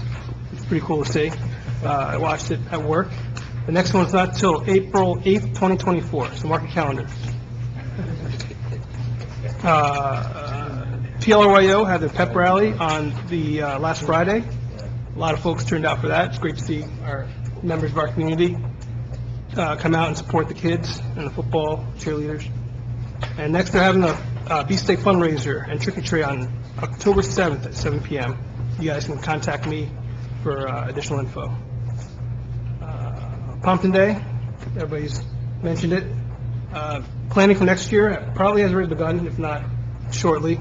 We want a little break, but then we'll start. Yeah, so they'll probably start shortly. Anybody interested in helping out this year? And a lot of folks were a lot of input, apparently. You can email pomptonday@yahoo.com. I'd like to join that committee. I'd like to make note that the Historic Committee, they updated the Pompton Lakes Historic Guide. This project was spearheaded by Laura Jennings and Al Evangelista, and the Historic Committee obviously helped support that. This guide is available online on the borough website. It's right in the news and announcements section, and there's a link from that news article. You can view it on your device, or you can download and print it as well. The next meeting for the Historic Committee is, Historic Commission, is September 26th at the Civic Center, 7 p.m. Council President Riker also mentioned the welcome back breakfast for the school district. Listening to Dr. Amoroso talk about his plans for the year was very inspiring, made me very, very proud to have 2 children attend our public schools. I'm very, very happy with the direction we're going. Councilman DeWine mentioned the tech committee. The monitors met with the vendor actually yesterday morning. They're going to come back with a proposal, and then we'll take it from there. There are other groups also that would like to give some input and potentially use that. We also mentioned putting a roadmap together for future projects, what direction we'd like to see this town go in as far as technology, how it's implemented. Mayor Mike and I attended the 9/11 service at St. Mary's. It was Saturday evening or Sunday evening? Sunday night. Sunday evening. There was a lot of folks there. I was very, very impressed.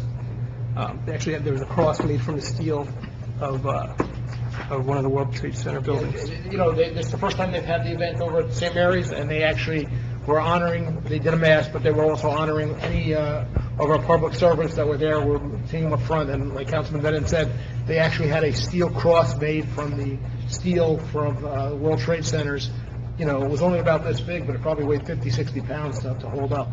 It was very impressive to see that thing. It was actually eye-catching when you first saw it. And all the council members mentioned the 9/11 ceremony. I've heard of other towns not holding theirs anymore due to lack of turnout, but standing up there, the first year I'm standing on this side. Years previously, I'm on the other side. One of my daughters is a Girl Scout, Brownie. No, she's a junior now. And it was very impressive to see, standing on this side, how many folks turn out for that event. Lastly, I'd like to mention the Pompton Reform is having a community picnic on Sunday, September 17th. Conflicting times, one said 10, the other said 11:30. And then there's Autumn Fest on Saturday, October 21st at 10 a.m. That's my report. Thank you. Going back to the historical guide, for the residents who haven't taken a look at the guide that they put together, it's actually pretty interesting, and there's a lot of interesting information there that you probably don't know happened in Pompton Lake, and you can actually do a walking tour of the town, like you said, on your cell phone if you wanted to, and you'd be surprised to see what you come up with when you do that. So I recommend to anybody who has some free time and is looking for something to do, just pop it up on your phone and take a little walking tour. You'll be very interested in what comes out. Professional reports. I have no. Minister's report. Just a few things, Mayor. I provided the governing body with my report last week. Some of the stuff was already covered by council reports. Just want to let everybody know that DCA reviewed our annual audit submission and our action statement, and they're very pleased to see we taking some of the old comments off and try to make it move forward. And the only issue that you have is relative to fixed asset inventory, and I'll be dealing with them on the best way to move forward on that. We were looking to apply from a hazard mitigation grant from FEMA. That's prior to Harvey and to Irma. That's discretionary funding, so anything that was available will probably be moved to those major disasters. So I do not believe there'll be any money available at this point in time for these normal discretionary grants. I've also provided the governing body with a status evaluation. As of September 1st, 65% of all residential properties were done, 60% of all commercial properties were done, with the goal again being done late October, early November, public hearings in December, and then it'll be on the books for January 1st. So somebody asked me that, so it's only about 65% right now that they've covered. As of November 1st, but again, that'll change relatively quickly. Right, so for the residents who are concerned because they hear other people talking, that they've been to their house, there's still 35% that haven't been done yet, so just keep that in mind. Right. Just remind everybody that Comores is having a public hearing on not the lake project, but the DEP project relative to the work on the DuPont site. That's on September the 26th at the Carnival Center. And that's really the major items on my report. Any questions, Administrator? Okay. What time on September 26th? 7 o'clock. 7 p.m.? Okay, we're good. Motion to open the meeting for public comments. Council President Riker, Councilman Giaconetti, all in favor? Aye. Against? Anyone from the public like to address? Please step up.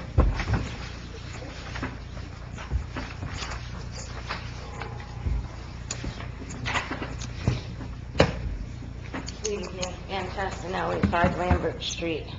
I have my notes on my phone. This was regarding a meeting that I went to, a zoning board of adjustment meeting. So I wrote this while I was home and here, so I come here tonight to bring your attention to a meeting that I had with the zoning board of adjustment on August 22nd, which my husband and I attended at the invitation of the Board of Adjustment by certified mail. Their decision to allow a resident next door to me to place a 12 by 22 in-ground pool on a postage stamp size piece of property, although seemingly ridiculous, is not the purpose of my coming to this meeting. Nor is the fact that I brought to the attention of the board that the property that they are using to drive in and out of is for use for the family only. Okay, wait. Okay. Now, the property is to be used by the family, and there should have only been 20% impervious coverage as opposed to 25% in a single-family home. It seems that I had to bring that to the attention of the board. They didn't realize it was a 2-family home.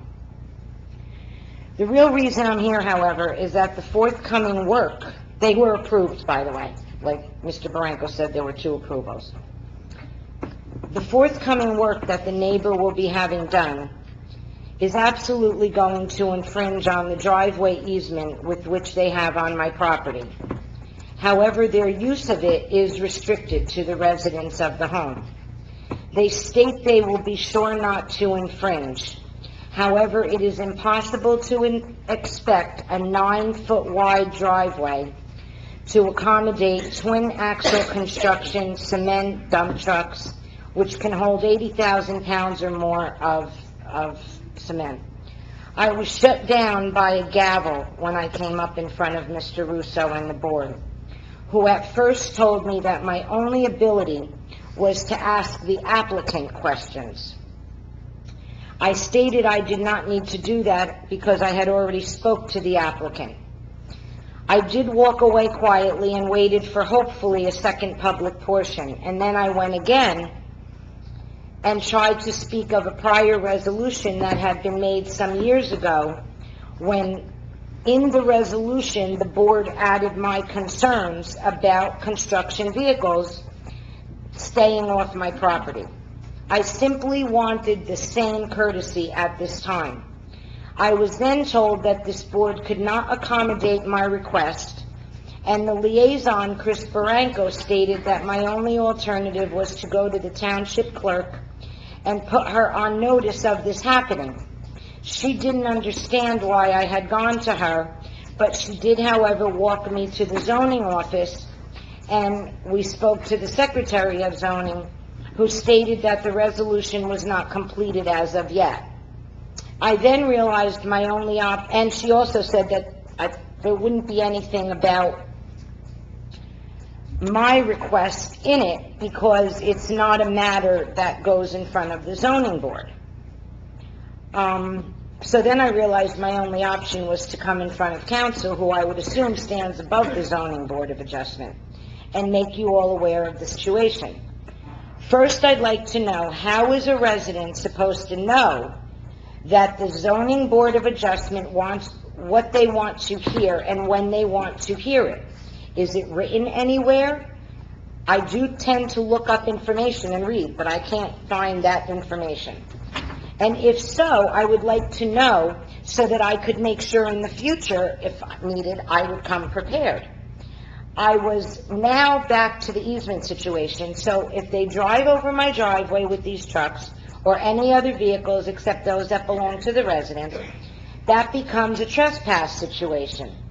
Again, let me stop that. So when I came up to try to tell them that, and I held the resolution from the prior construction, which did have it written in there that the resident could not use my driveway, or they would have to post bond if they did damage.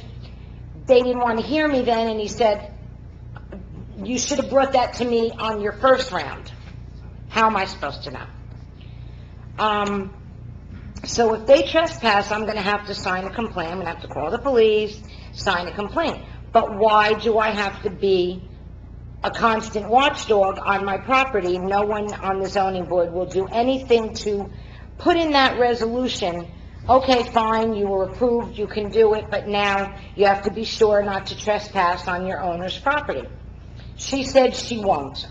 She said she'll use the other neighbor's property on the other side. Whatever. If you saw the size of the property, you'd wonder how a truck of the size that's going to need to be coming on to do a built-in swimming pool on a small piece of leftover, and she's got more impervious coverage than she should, because they didn't even realize that there was only 20% allowed on a two-family home, and he even looked at me and went, oh. So there's two situations happening. One is the potential trespass, which will occur. And when the policemen continue to get called, they will believe that we are just harassing them, not that they are not following the easement. I attempted to do this in a civil manner. I was shut down by the only board I knew to go to, and was invited to attend by a certified mail request. I was very upset with the way I was treated. I'm a resident. I did not know what I was allowed to say or not say. It's not written anywhere. They don't come forward in the beginning and say, okay, well, now you can say this, or you can ask the applicant questions. I thought I was going to be talking to the board, not the woman that's my neighbor, who I'm not particularly fond of, okay? And we don't have your normal neighborly relationships. So she was able to be given the right to use the property in the manner she wants, and now is going to infringe on mine. And although this is a civil matter and has been decided in county court, and the order is, as I stated earlier, that only they can use the property for egress and ingress of their vehicles, I know I will be subjected to be a constant watchdog to ensure that my own driveway doesn't get trespassed on, broken, damaged from these overweight vehicles. What do I do? Where do I go? All right, there's many parts to your question. Yes, I know. So let's start with the first one, and so the council understands. It's a shared driveway, I'm assuming. Well, they share my driveway. I don't share theirs. Okay, but they have to go on your driveway to get in. Yeah, to go around their cars to get to the front, or to leave their cars to get to the, yeah, but they can leave their cars there and use my driveway. All right, that's just for justification. Yes. And then, I'll start with the first fact. You asked, how do you know the setup? I would say common practice would be that the zoning president does announce at the beginning of a meeting what they expect, that meeting has to do that. I will say also that every person, committee person, runs a meeting differently, so it's up to the president to set up the way the meeting is going to be run, the same way the mayor sets up the way I run the agenda here. You could make suggestions to him, that doesn't mean he has to follow it. We are separate from the zoning board, we can't tell the zoning board what to do. They follow the rules and regulations as they see to them. And where is this, though? Is there something Yes, that they... it's for the municipal land use law. Excuse me? Municipal land use law. Municipal land, okay. And it's structured, and if you're telling me, and I wasn't at that meeting, and I usually do make the meeting, I did miss that one, if you're telling me they didn't realize there was a difference between 20 and 25% on a two-family or a one-family, that's something you might want to ask them to follow up on, because according to what you're telling me, and I, again, wasn't there, there could be a difference in what the coverage is. So that's something you should bring up to them. But I do agree with the fact, unfortunately, that if they're trespassing on the property, they have no enforcement rights to zoning. They don't have an enforcement officer Yeah, that goes I out. get that, yeah. The police are the enforcement officers Okay. for them. So you would have to go to the police and file a report with them saying, look, they're trespassing on my driveway. You know, what you're telling me is, and again, I'm taking it from your word, that they would have to drive on your driveway with these larger trucks to get to put in this pool. Yeah, well, there's no way if a double or whatever axle truck is gonna fit on a 9-foot wide piece of driveway, and that's all they have. Right, but I'm sure the zoning board didn't make an arrangement to say they can do that. Oh, no, No. no, because that wasn't up to, they don't care. They don't care how it gets done, they just let it. Good question for you. Is that easement on your deed? It's a recorded easement. It's a recorded It's easement. recorded easement, it had to be, it was part of the judge's order. And that judge's order goes back how far? I want to say this could be 13 years. So they have a right of way to go across. They have the a right of property. way, they fought us for a right of way, yeah. All right, so again, I'll just be told. For their vehicles only. We have no say over the zoning board whatsoever. They don't Okay. report to us in any shape or form. But my attorney is saying there is an appeal process through them that you can do. He's telling me it's through the Superior Court you would have to do that. You'd have to follow up more on that. That's Superior Court down in the county. Unfortunately, yeah. Well, that's where we had to go for this other civil matter with them. But I'm not contesting that, the easement part. That we agree, we had to agree, we had no choice. Not the easement, the actual, the lot coverage. The lot, Well, if you feel there was a the 20 variance. to 25, If the yeah, variance. okay, If the you- lot coverage. If you feel there was Okay. a mistake, I'm going by what you're saying, Yeah. then you can appeal that decision and see what they have to say. Okay. We can do nothing to address that. We don't have Okay. any powers over them whatsoever. Oh. You could maybe speak with the chairman of the zoning board and say, hey, look, just from my knowledge, could you please explain the process to me so I understand if I was to come back, to get a little more information from him. Again, he sets his meetings the way he's going to set his meetings. Yeah, that's why they said that they wouldn't put it in the resolution, because they don't. But I had the resolution from the prior time when there were others sitting on the board, and it said exactly what I wanted it to say. If you damage my driveway, you're gonna have to pay for it. You're Yeah, gonna have that's to- past our board, we can't. Right, nothing and we that's can what do. they told me. So I somehow couldn't believe, though, that there wasn't some kind of overall, rules set overall. Well, you to- don't have a final, if I'm understanding the sequence of facts, the final resolution has not been... No, it's gonna be out, and I will make sure I get a copy. She Well, said that, I would also make sure you attend the meeting and protest before the resolution is okay, adopted. because that'll be presented at the next meeting, they said that. Second Yeah, I reading. intend to on the 19th, So yeah. it's the second reading, you still, any public can go to the meeting and speak to what they're. Their meeting. Sure. You're Open not meeting. gonna be having that resolution, No. only they It are. never comes in front of us. See, I believe that second meeting is the time when you have the Yes. opportunity to speak to the board itself. See, now, why, okay, that's fine, and That's when that- why didn't those words come out of their mouth? Look, hold it, okay, look, when the resolution is read at the next meeting, then you come back. Oh, no, they didn't want me to know that. But that's something, and look, I can agree with you all I want, but it has nothing to do with me. Okay. But I would suggest, if it was my own house, I would suggest, I would go talk to the gentleman and say, hey, look, the chairperson, How would I know this information? Where would I learn to do this? How would I know the steps, the process to go If through? well, obviously you learn from experience, so I guess I'll know for next time. But I didn't know what you're just telling me, that that meeting, that they're going to read it. I don't know if that's true. Yes, that's Is it- true. It is true. I'm not gonna say yes or no, It's I the don't same know. thing when you're here. We have two readings. The first reading here, when we do an ordinance, you don't make comment on that. Okay. It's the second reading that is when you. So make now, comment. why wasn't that simply, because that is exactly... That's not exactly correct. Yeah, I don't wanna go yes or no on Oh, that. well, what Can I- is? Can I The say fact of the something? matter is, they're gonna have a resolution on for reading it, for approval, but it's only going to reflect what they've already decided. So the decision is already made. I can't imagine that they're going to change that resolution unless there's some factual thing that doesn't meet the evidence that was actually presented. I can't imagine that they're going to change that resolution at the next meeting. Your recourse, should you be unhappy when they adopt their resolution, is to file a lawsuit. You have 45 days to file a lawsuit. To appeal, I know, but I'm just telling you what your recourse is. I gotta work for a File a living. lawsuit to appeal the decision of the Board of Adjustment to the Superior Court. But unless it's what's known as a D variance, okay, and this is not a D variance situation, so based on what I've heard, sometimes a mayor and council can hear an appeal of a D variance, sometimes. But any other type of variance that's granted by the Board of Adjustment, the mayor and council have no power whatsoever over that. That is the decision of the zoning board of adjustments, why they exist. And the only entity that has any power to change that, once it's done, is the Superior Court of New Jersey. Unfortunately, that is your answer.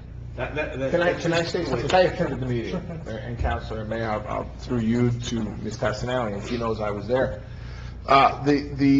First of all, it was, Board of Adjustments Resolution 17-06, right? And it was approved by a vote of the board on that night, with the caveat that a minimum of 96 square feet would be removed and made impervious from the design that they presented to the zoning board, because Ms. Tassinelli was correct in saying that the design that they had presented to the board was exceeding the impervious coverage. Okay, good. So I believe it was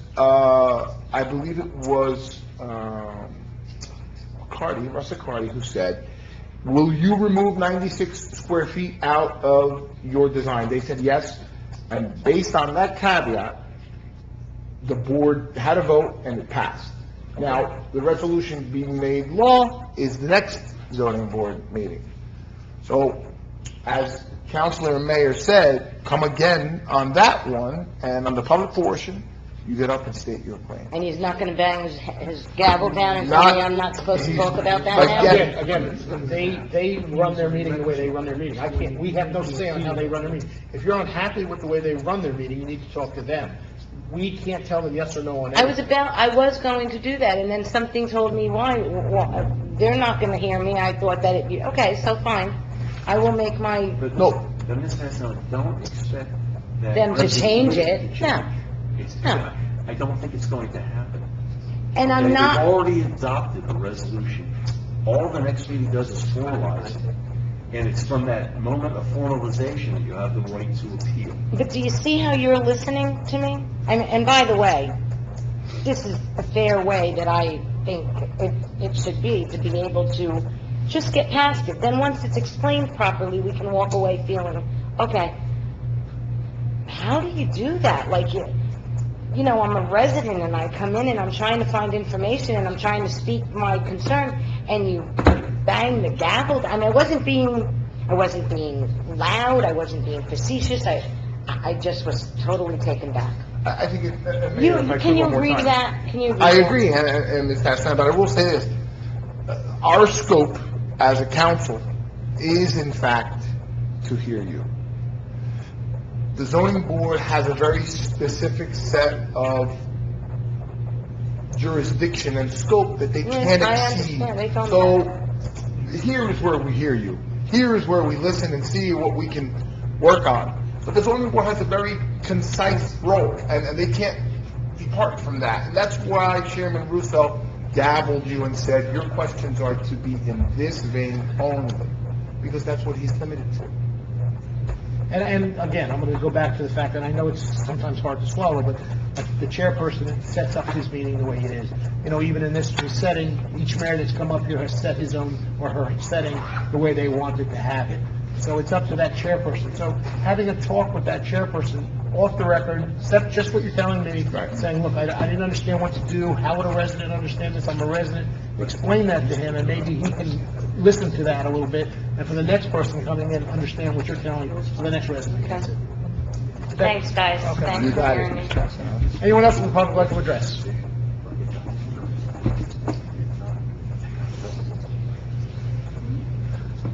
Yeah, Randy Hinton, 443 Montclair Avenue. Just some questions on the community garden. Is there a committee going to be set up? There is, For yes, this- absolutely, and you're a part of it because you put your name on the dotted line. Are we going to have an actual meeting date, or are we We going have to not, I mean, go it's- through open space, or are we going to go through? No, it's going to be its own environmental? committee. I mean, the idea isn't to put another additional duty onto a committee. There's going to be a separate community garden committee, and the idea is eventually the committee is basically going to be able to stand on its own a little bit too, once things get up and running. But it is, you know, yourself, Aaron Shazat signed up, Orlando, Mundaka, there's a couple other people have signed, and further people have expressed interest. We're just trying to get that aligned, and then we're going to plan a committee pretty soon. We'll also do sort of a public forum, because I know there's been some public interest in getting a plot. So, you know, it's sort of, you know, I want this to be sort of something that the community is involved in, and not just, hey, when you've got the plot, let me show up and then I'll start doing stuff. I want, you know, I want some feedback. I want, you know, community participation to actually get it, make it a success too. At that time, we'll decide where the location is going to be, or is Yeah, that I mean, already been decided? there's a couple options that have been discussed internally among the council and Paige and a couple other people, and we'll start planning that out. I mean, there's different pros and cons on, you know, some locations, so we just have to decide what's the best. And City Green, one of the things they do with this grant is that they actually provide design assistance. So once we've identified an area, they'll help us lay it out properly, how many plots we can get, where there's space. Problem is that most of these locations are going to, well, they're going to be owned by the borough, obviously, but they're going to most likely be in the floodway, so that limits the kind of structures that we can do.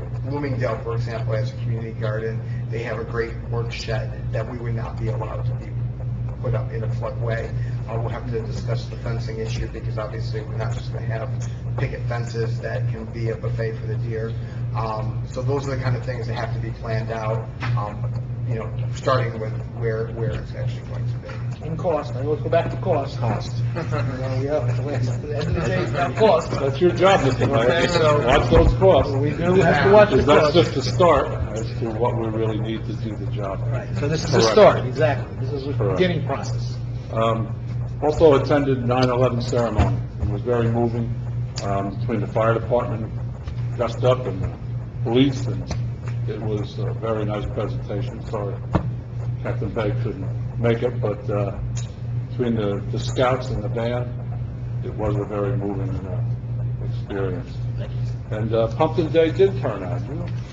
You did all right with that call.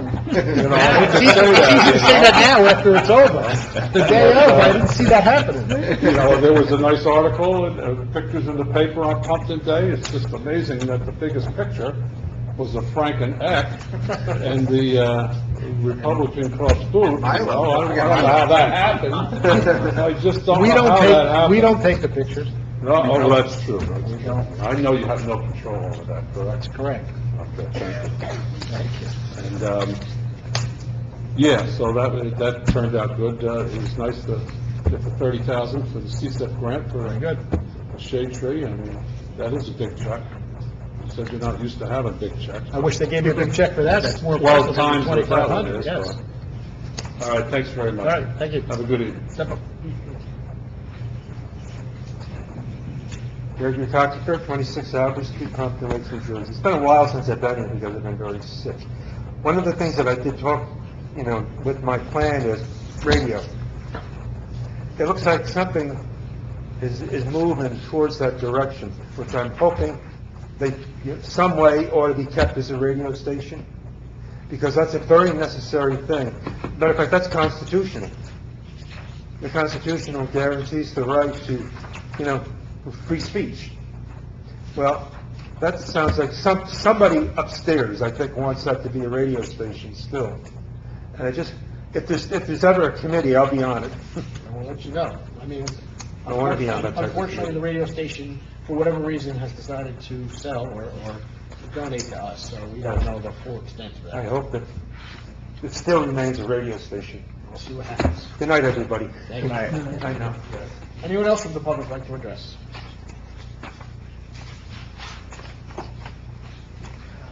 Hi, Peter Shazad, 314 Woodlawn Avenue. I know this is not the Public Gardens Committee, but I would like to volunteer the property next to my house as an excellent location for the community gardens. It has a great hill for the gravity-fed water system.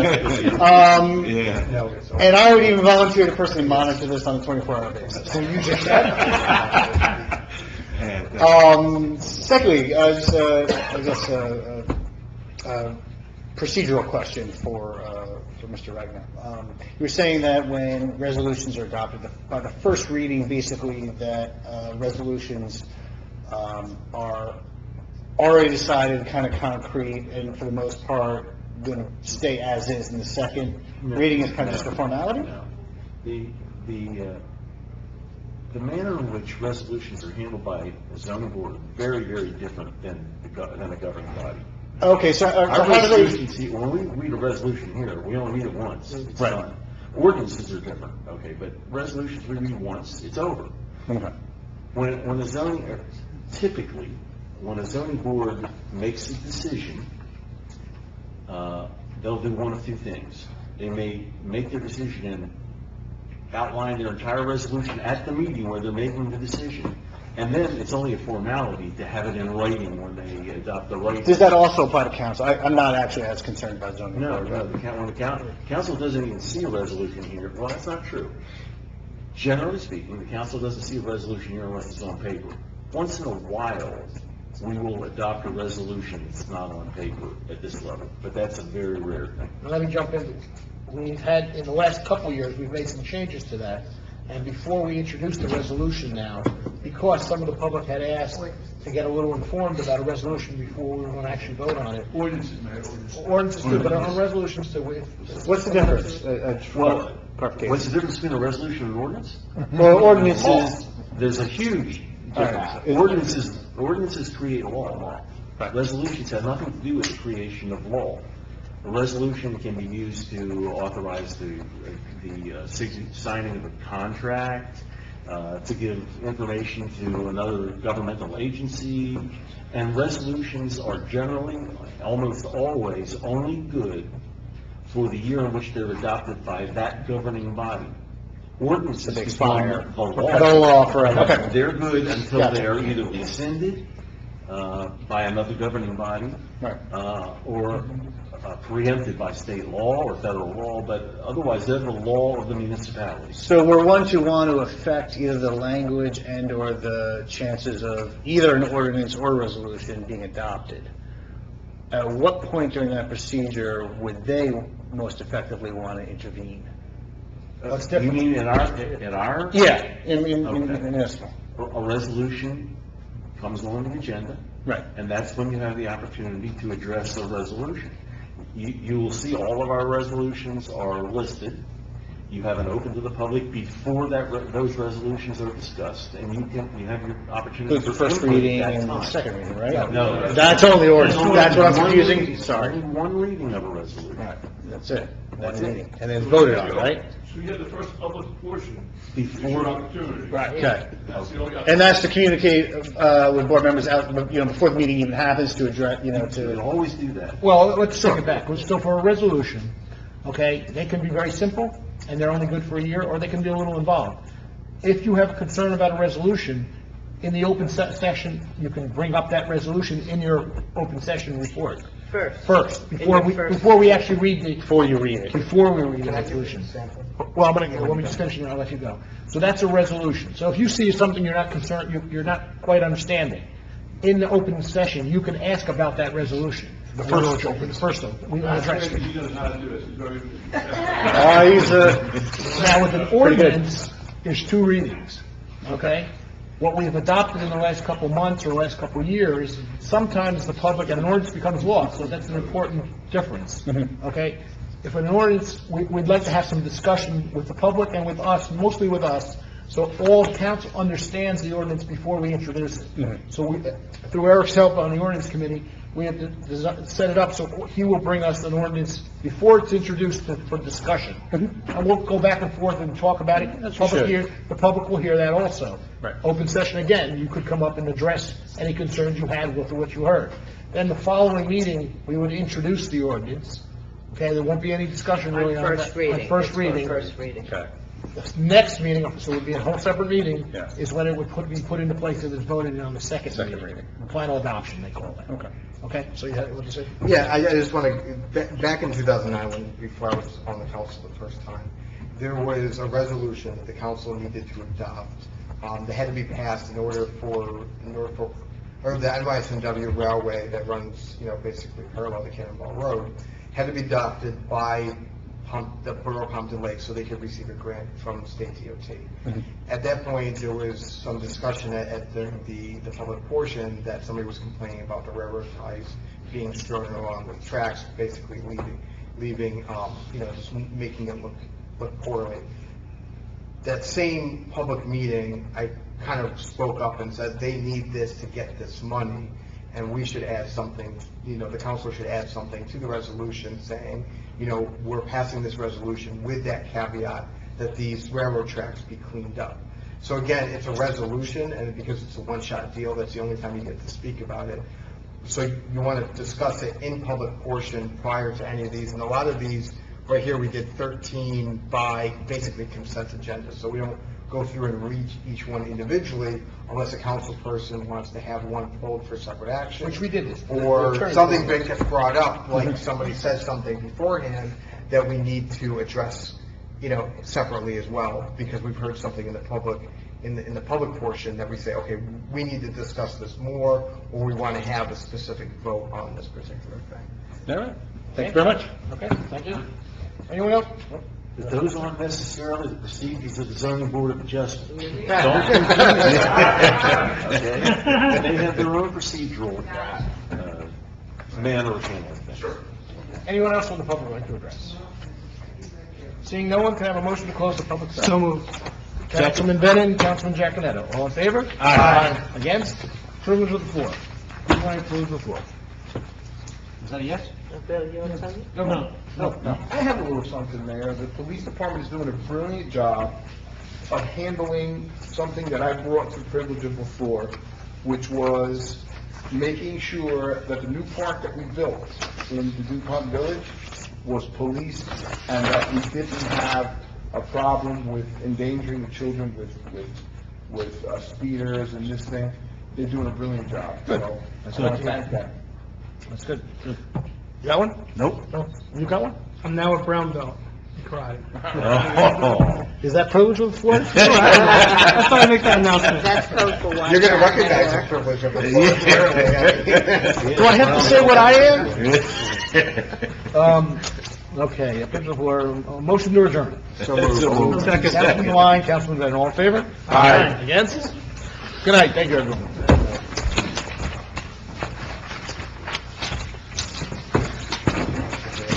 No, okay, one mayor is on something else.